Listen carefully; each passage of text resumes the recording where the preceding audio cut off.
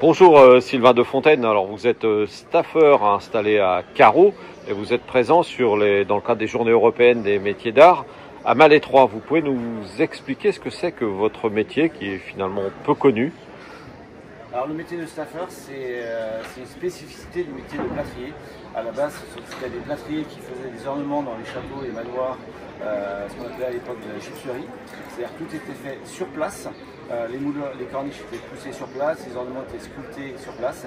Aujourd'hui, les staffeurs, le métier de staffeur, c'est un métier où on est en atelier, on prépare à l'atelier les corniches, les rosaces, les ornements, on taille la forme dans des zingues, on fait des enchâssements, on tourne, on parle un peu technique, mais tout se prépare en atelier, c'est-à-dire que tous nos éléments sont préfabriqués et ensuite posés et assemblés sur le chantier. Et ça concerne surtout le patrimoine, dans des rénovations de patrimoine. Est-ce que ça s'inscrit dans des constructions contemporaines? Alors on a deux parties, on a une partie restauration de patrimoine avec des moulages anciens et des ornements anciens comme ceci, où on travaille dans les châteaux, manoirs, églises et autres monuments de prestige. Mais aussi, on travaille aussi en maison moderne, où on travaille le staff en plaques de parement, en système d'éclairage et en staff moderne. Avec des micro-corniches. Avec ce type de produits-là qui sont très modernes, très novateurs et qui permettent d'intégrer des éclairages LED dans l'habitat moderne. Alors, staffeur pour Sylvain de Fontaine, c'est une histoire générationnelle. De famille. Voilà. Donc, votre père avant? Mon père était plâtrier, artisan plâtrier, brique plâtre traditionnel. Moi, je suis tombé dans la gâchée quand j'étais petit, donc je suis parti sur le Tour de France à la base pour apprendre le métier de plâtrier. Et sur le Tour de France, j'ai coupé les devoirs, je n'ai fait que du staff. J'ai connu ce métier-là sur le Tour de France et j'ai fait ma formation en tant que staffeur ornemaniste. Une fois mon Tour de France terminé, je suis revenu en Bretagne, j'ai repris l'entreprise familiale et j'ai commencé à développer la partie staff en Bretagne où les gens ne connaissaient pas tellement ce métier-là. Et avec le temps, le staff a pris le pas sur le plâtre et je ne fais quasiment plus que du staff et de l'éclairage. D'accord. Et voilà donc que la troisième génération se profile. Et voilà, ma fille est tombée elle aussi dans la gâchée. Dans la gâchée, voilà. Elle est tombée dans la gâchée, et puis voilà, aujourd'hui elle est en école de staff à Savina à Tréguier pour apprendre le métier de staffeur aussi. Et là, elle passe un brevet des métiers d'art en staff. Alors, elle va nous expliquer ça. Élise. Du coup, comme mon père l'a dit, je suis au lycée Joseph Savina de Tréguier, où j'étudie pour un brevet des métiers d'art, staff et matériaux associés. Donc c'est une formation en 3 ans et là pour l'instant je suis à ma première année. D'accord. Et alors, tu as déjà une certaine expertise, compétence on peut dire, et tu vas nous faire la démonstration qui est présentée au public des GEMA à Malétroit. Oui, dans vide-poche avec ce qu'on appelle le traînage circulaire. Donc, ce que je vais faire du coup c'est un vide-poche avec la technique du traînage circulaire. Alors, comment est-ce que tu fais pour faire un traînage circulaire? J'ai commencé par faire ce qu'on appelle un saumon qui va permettre à ma pièce d'avoir une forme creuse et qui sera lisse à l'intérieur du coup pour que ce soit joli quand même. Le saumon c'est le moule, hein, c'est ça là? Oui, c'est un moule en plâtre qui a été isolé avec du savon noir pour que le plâtre n'adhère pas dessus. Et ensuite je vais rajouter du plâtre tout autour et tourner. Et petit à petit, ma pièce de soie. C'est possible. Là, c'est ce qu'on appelle du traînage à la broche, qui va donner une pièce comme celle-ci, un soliflore. Comment on fait ça? J'ai commencé pareil par faire mon saumon avec du plâtre toujours, qui a été isolé avec du savon noir. Et pareil, le même procédé que pour l'autre pièce. Je tournais dans ce sens-là, et en rajoutant du plâtre au fur et à mesure, et ça va former ma pièce.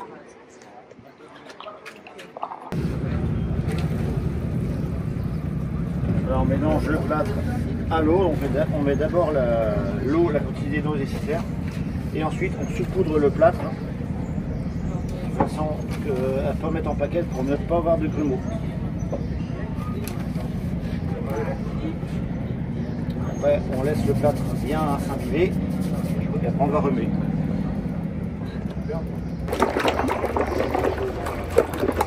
Alors, le plâtre, il ne faut pas qu'on le fasse trop liquide, sinon mécaniquement il n'est pas assez solide. Il ne faut pas qu'on le fasse non plus trop épais, parce que sinon il prend trop vite et on n'arrive pas à faire une belle finition. Il faut faire plus ou moins une pâte à crêpes.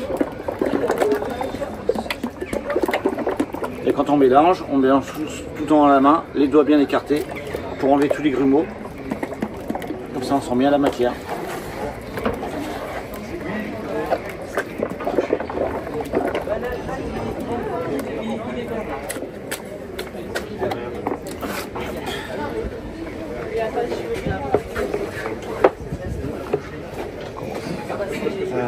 Tu veux un coup de main d'avoir fait à tourner? Tu fais le pochon? Oui. Je vais tourner.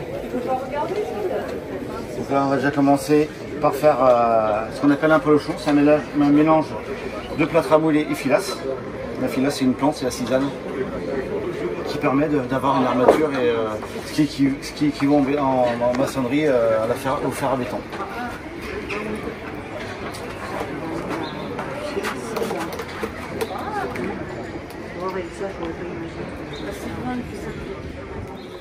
On peut vous photographier si vous dérangez pas.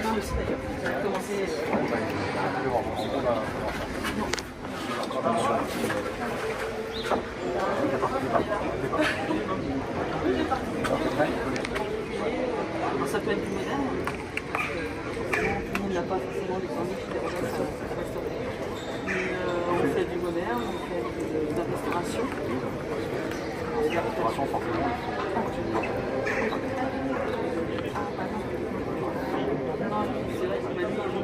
On peut dire trop près de lui. C'est vrai.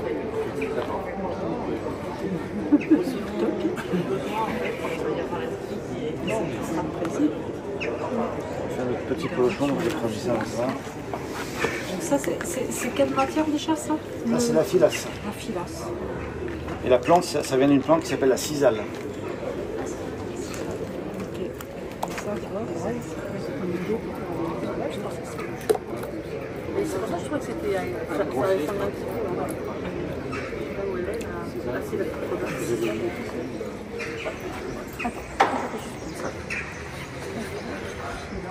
Oui, mais cassé avant. Ça, c'est une nuancière.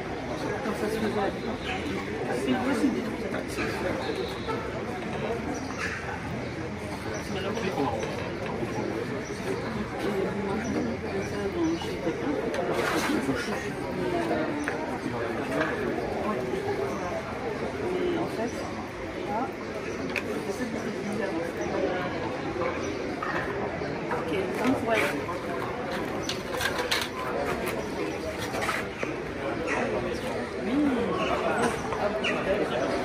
Là, on passe à plaquette pour écraser tous les fibres, les petites fibres qui peuvent dépasser de la filasse, pour ne pas que la filasse touche le zinc qui va après donner la forme définitive du soliflore. Oui, tout à fait. On va caser après quand il sera. Voilà, première étape terminée. Maintenant, il faut attendre que le plâtre durcisse un petit peu pour pouvoir le mettre et pour qu'il prenne la forme après du zinc. Donc le temps que ici ça prenne, on va s'occuper de celui-ci. On va mettre une petite couche de plâtre dessus pour avoir une finition propre.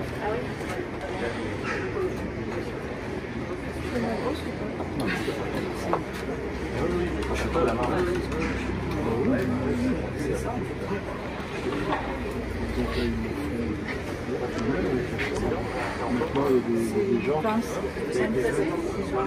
On a une première couche pour avoir une finition propre dessus.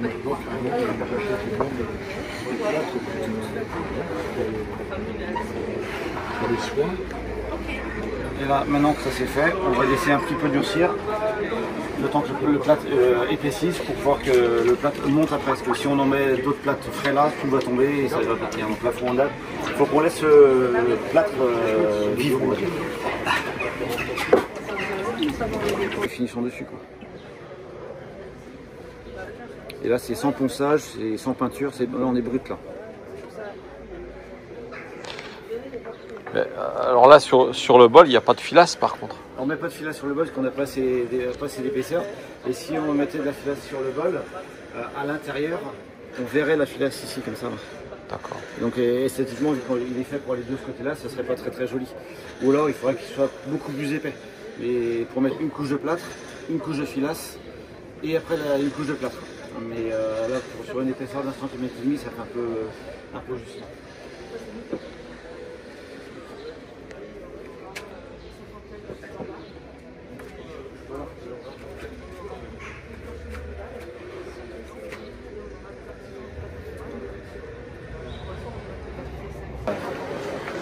Je vais en tourner pour mettre partout déjà.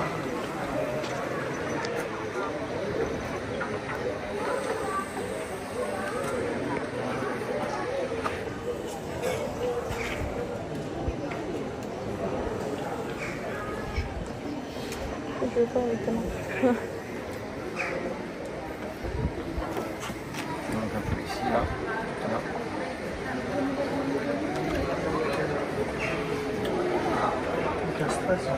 Voilà, quand on met le plâtre qui commence un peu à prendre, qui est un petit peu ce qu'on appelle onctueux, dès qu'on le met, on peut déjà voir la forme apparaître.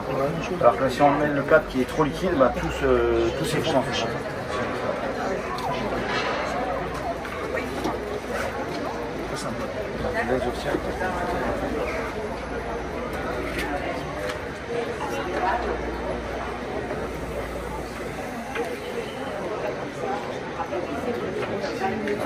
Voilà, il est un truc dur là, ici. On va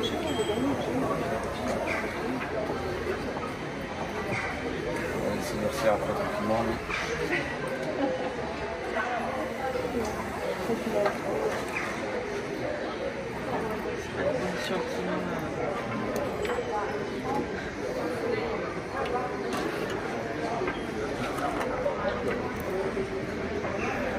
Je vais en mettre pas plus.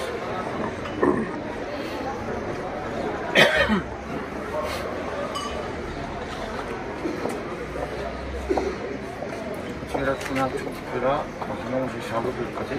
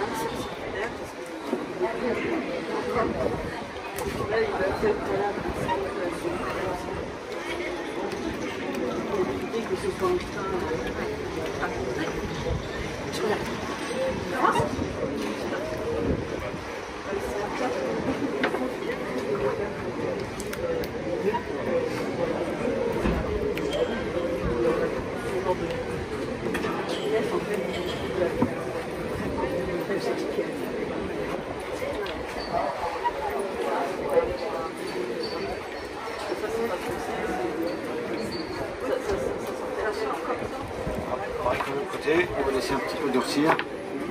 Maintenant on a le gros de la forme.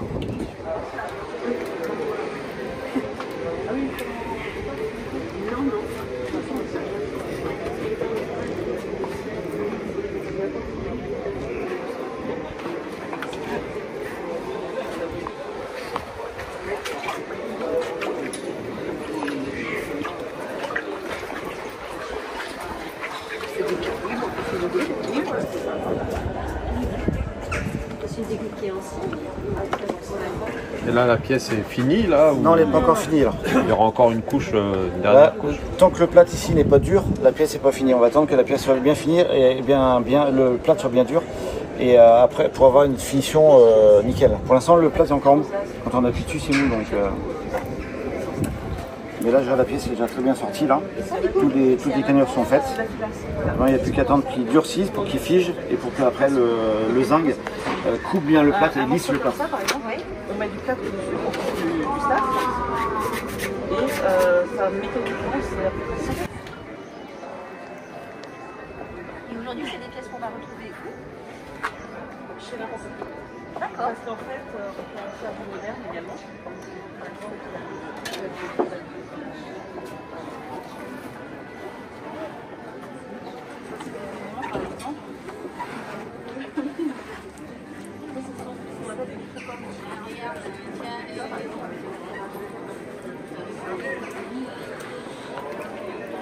Là, c'est la dernière couche. Là. On va faire ça plusieurs fois, le plâtre est encore assez dur. On fait monter le plâtre au fur et à mesure de sa prise. Plus je vais passer, plus on va voir la forme se dessiner.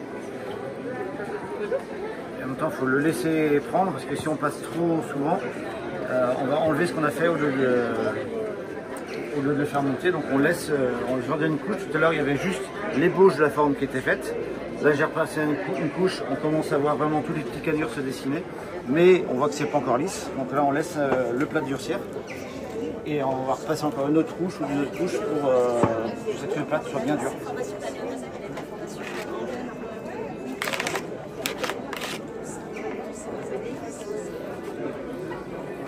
Le plâtre dur qui tombe après dessus. Travailler les petits.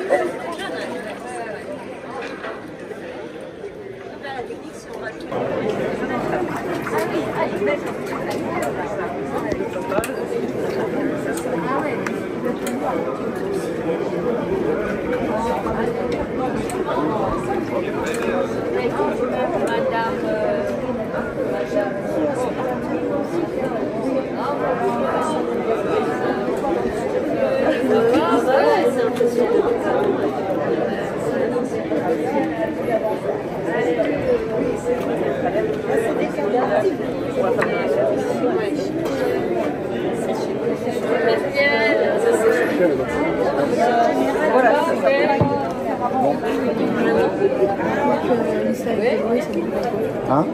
Ça y est, c'était un peu. Ouais.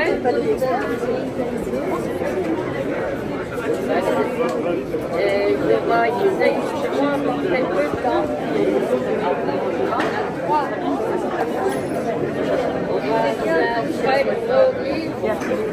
Et lui, je regarde les chapeaux. Montrer aux gens comment ça se fait, comment ça se fait. Oui,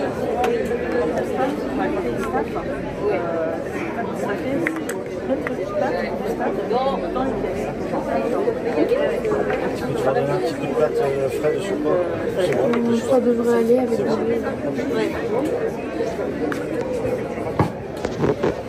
Je veux bien que tu me cherches un bol d'eau par contre.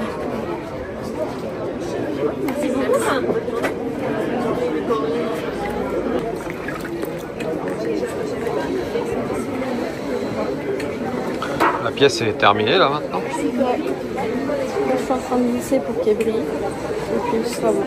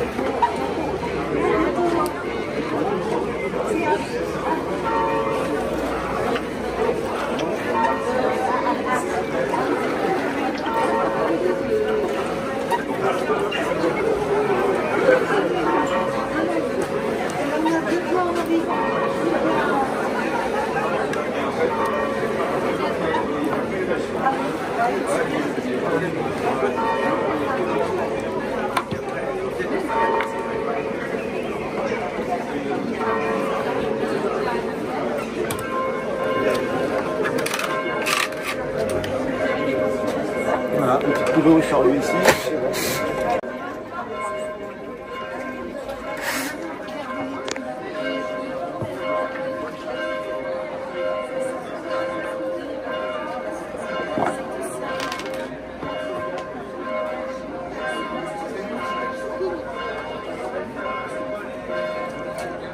faut attendre encore un peu avant de la démouler.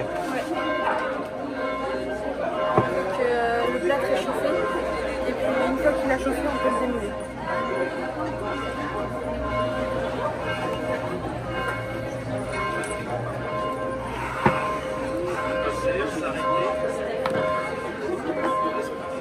Et voilà.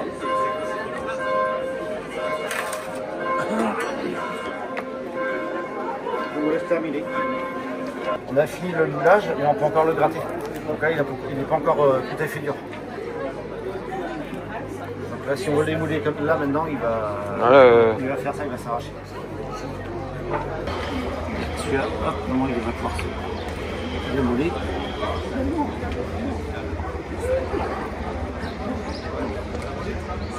Et voilà, le bol, il est démoulé. Propre à l'intérieur et propre à l'extérieur. Donc là, on voit bien le saumon ici qui permet d'avoir l'intérieur creuse et sans trop de bulles. Ouais. Alors, retour d'hélice maintenant. Ouais. Ouais.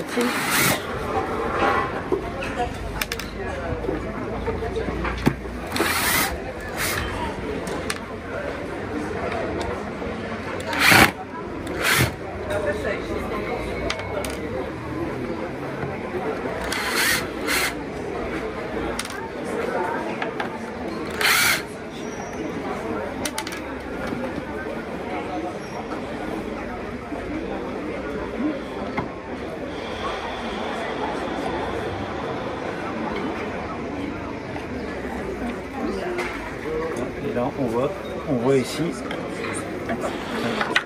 sur le côté ici, qu'il y a une légère petite fissure qui s'est faite. De l'autre côté aussi. Et de l'autre côté aussi. Et donc, ça veut dire que le plâtre a chauffé et qu'il est prêt à démouler.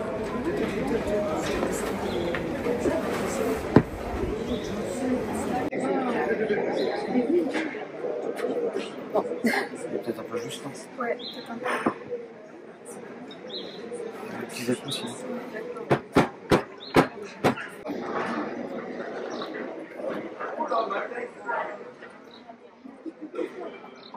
Alors, Élise, satisfaite? Voilà. Ouais.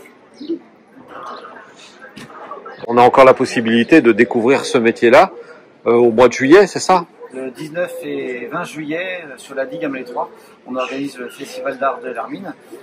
Et donc nous, bien sûr, on va exposer et on va faire d'autres démonstrations avec d'autres artisans d'art comme moi du patrimoine.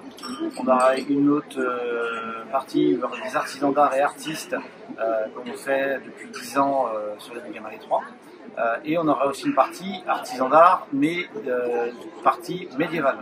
D'accord. Donc on sera à peu près 80 exposants. D'accord. Rendez-vous, c'est les dates exactes? C'est le 19 et 20 juillet. Sur la digue de Malais 3. Sur la digue de Malais 3. Très bien. Notre 10e édition.